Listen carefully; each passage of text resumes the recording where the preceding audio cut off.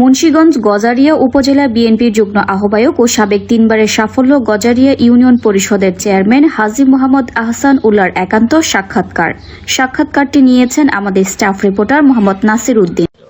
বিসমিল্লাহির রহমানির রহিম। আমি মোহাম্মদ আহসান উল্লাহ, আমি গজারিয়ার সন্তান। 1978 সালে শহীদ রাষ্ট্রপতি জিয়াউর রহমানের হাত ধরে বাংলাদেশ জাতীয়তাবাদী দল যুব দলের প্রতিষ্ঠাকালীন সভাপতি হিসেবে দায়িত্ব গ্রহণ করি। এই দীর্ঘ সময়ে এই বাংলাদেশ জাতীয়তাবাদী দল যুব দল থেকে পর্যায়ক্রমে জাতীয়তাবাদী দলে অংশগ্রহণ করি এবং সেভাবে এতদিন পর্যন্ত রাজনীতিতে অংশগ্রহণ করে দেশ সেবায় নিয়োজিত ছিলাম। 1980 সালে আমি বিআরডিবির নির্বাচিত চেয়ারম্যান হই এবং 1992 সালে ক্ষমতায় আসার পর এই দেশের জননন্দিত এমপি বাংলাদেশ জাতীয়তাবাদী দলের সুযোগ্য মূল সুযোগের বিএনপির স্তম্ভ জনাব আব্দুল হাই সাহেবের হাত ধরে আমরা নির্বাচনে অংশগ্রহণ করি। এসে আব্দুল হাই সাহেব এই গজারিয়া উপজেলায় এবং মুন্সিগঞ্জ সদরে এমপি হওয়ার পর গজারিয়া থানায় এসে বলেছিলেন, আমি গজারিয়া থানার 8টি চেয়ারম্যান চাই যারা নাকি এই দেশের সেবা করবে। সেখান থেকে আমাদের যাত্রা শুরু। সেই জননেতা আব্দুল হাইয়ের হাত ধরে আমরা বাংলাদেশ জাতীয়তাবাদী দলের পক্ষ থেকে এবং সেদিন নির্বাচনে জয়যুক্ত হয়ে 1992 সাল থেকে 2011 সাল পর্যন্ত পরপর 3 বার এই দেশের জনগণের সেবায় নিয়োজিত ছিলাম। পর্যায়ক্রমে এই দুর্দিনের দুই সময়ে 1996 সাল থেকে যখন ক্ষমতা আমরা চলে যাই, তারপর ওই নির্বাচনে আমি এই দেশের জনগণের ভোটে নির্বাচিত হয়েছি, জনগণের ভোটে। এবং সেখানে আমার নেতা, আমার প্রাণপ্রিয় নেতা, এই দেশের মা মাটির মানুষের নেতা জনাব আব্দুল হাই সাহেব আমাকে সেভাবে স্নেহধন্যভাবে আমাকে সহযোগিতা করেছেন। আজকে আমরা এই পর্যায়ে এসেছি তারই হাত ধরে। আমি চাই যে জননেতা আব্দুল হাই সাহেব আজ অসুস্থ, তার জন্য সুস্থতা দান করে আল্লাহ। তারপরে একটা কথা থাকে যে স্বৈরাচার ফ্যাসিস্টবাদ সরকারের আমলে 2009 পরে আমাদের যে দুর্দিন এবং 1/11 পরে যে আমাদের বিএনপির উপর যে দুর্দিন এসেছিল, সেই সমস্ত দুর্দিন আমাদের অনেক নির্যাতন নিপীড়নের মাধ্যমে চলতে হয়েছিল। যেহেতু গজারিয়ায় বসবাস করতাম, সেই জন্য প্রশাসনিকভাবে এই ফ্যাসিবাদ পুলিশের অত্যাচারে আমাদের এই দেশের ছাত্র যুব দলের নেতৃবৃন্দ সবাইকে বিভিন্নভাবে হয়রানি করা হয়েছে, বিভিন্ন গায়েবী মামলা দিয়ে অত্যাচার করা হয়েছে।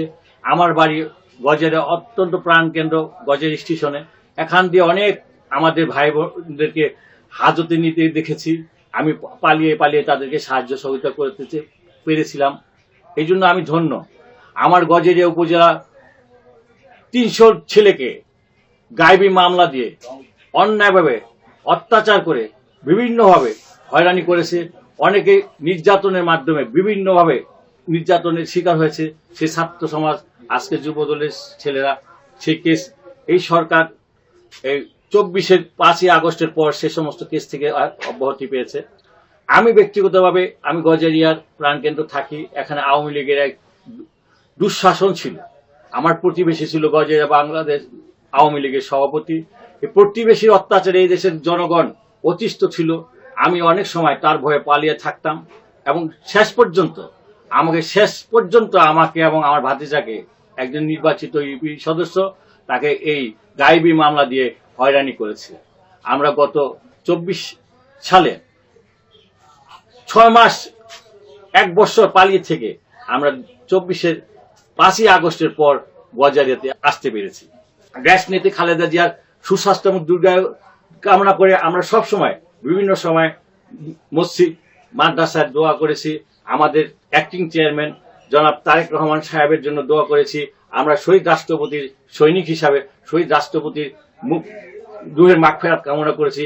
এবং আজকে যে অবস্থানে আমরা আসছি, দেশে একটা সুশৃঙ্খল, আমরা 15টি বৎসর সংগ্রাম করেছি শুধু একটি নির্বাচনের জন্য। আমরা এমপি নির্বাচনের জন্য, আমরা কোন চেয়ারম্যান নির্বাচনের জন্য আমরা আন্দোলন করি নাই। এদেশের জনগণ একটি সুষ্ঠু নির্বাচনের মাধ্যমে, জনগণের প্রতিনিধির মাধ্যমে একটি সরকার গঠন হোক, এইটাই জাতীয়তাবাদী দল, বাংলাদেশ জাতীয়তাবাদী দল চেয়েছিল।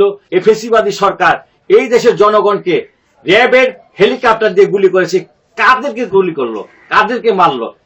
এই ফ্যাসিবাদ সরকারে, এই ফ্যাসিবাদ হাসিনার আমরা অনতিবিলম্বে বাংলাদেশে নেতার সুষ্ঠু বিচার এবং ফাঁসির দাবি জানাচ্ছি। আমরা আশা করব এই তত্ত্বাবধায়ক সরকার, এই ইন্টিরিম সরকার অনতিবিলম্বে এই জনগণের চাহিদা, জনগণের আশা আকাঙ্ক্ষাকে বাস্তবায়ন করার জন্য অনতিবিলম্বে একটি সুষ্ঠু নির্বাচনের মাধ্যমে জনগণের ক্ষমতাকে জনগণের হাতে পৌঁছে দেবে।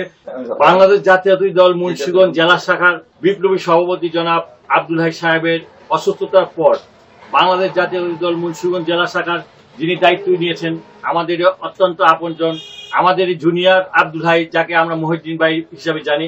মহিউদ্দিন সাহেব আজকে বাংলাদেশ জাতীয়তাবাদী দল মুন্সিগঞ্জ জেলার সংগ্রামী সদস্য সচিব। তার নেতৃত্বে গত এই ফেসিবাদ আন্দোলনের যে সংগ্রাম মুন্সিগঞ্জে উৎপত্তি করেছিলেন, আপনারা জানেন 22 জন পুলিশকে তিনি পানিতে নামিয়েছিলেন এবং সেই ঘটনা সারা পৃথিবী আলোড়ন সৃষ্টি করেছিল। সেই মহিউদ্দিন সাহেবের নেতৃত্বে আবার গজে মুন্সিগঞ্জ জেলা বিএনপি সংগঠিত হয়েছে এবং মুন্সিগঞ্জ জেলা বিএনপির একমাত্র স্তম্ভ হচ্ছে আব্দুল হাইয়ের ফ্যামিলি এবং আব্দুল হাই সাহেবের উত্তরসূরি হিসাবে জনাব মহিউদ্দিন সাহেব আগামী দিনে নেতৃত্বে আসছেন। আমরা তার জন্য দোয়া করি এবং জনগণ এই দেশকে একটি বাংলাদেশ, নতুন বাংলাদেশ বিনির্মাণ করবে, এটি আমাদের প্রত্যাশা, এটি আমাদের আশা, এটি ব্যক্ত করছি। এবং সর্বোপরি শহীদ রাষ্ট্রপতি জিয়াউর রহমান অমর হোক। বাংলাদেশ জাতীয়তাবাদী দলের দেশ নেত্রী খালেদা জিয়ার সুস্বাস্থ্য কামনা করছি। দেশ নেতা আমাদের আগামী দিনের রাষ্ট্রনায়ক তারেক রহমান সাহেবের বাংলাদেশের আগমনের আমরা সবাই উন্মুখ হয়ে আছি। তিনি বাংলাদেশে আসবেন, আমরা তাকে নিয়ে মিছিল করব, তার নিয়ে গর্ব করব, আমরা সেই আশায় এবং তার জন্য দোয়া চেয়ে সবাইকে সুস্বাস্থ্য এবং দীর্ঘায়ু কামনা করে আমি আমার বক্তব্য শেষ করছি। আল্লাহ হাফেজ। বাংলাদেশ জিন্দাবাদ, বাংলাদেশ জাতীয়তাবাদী দল জিন্দাবাদ।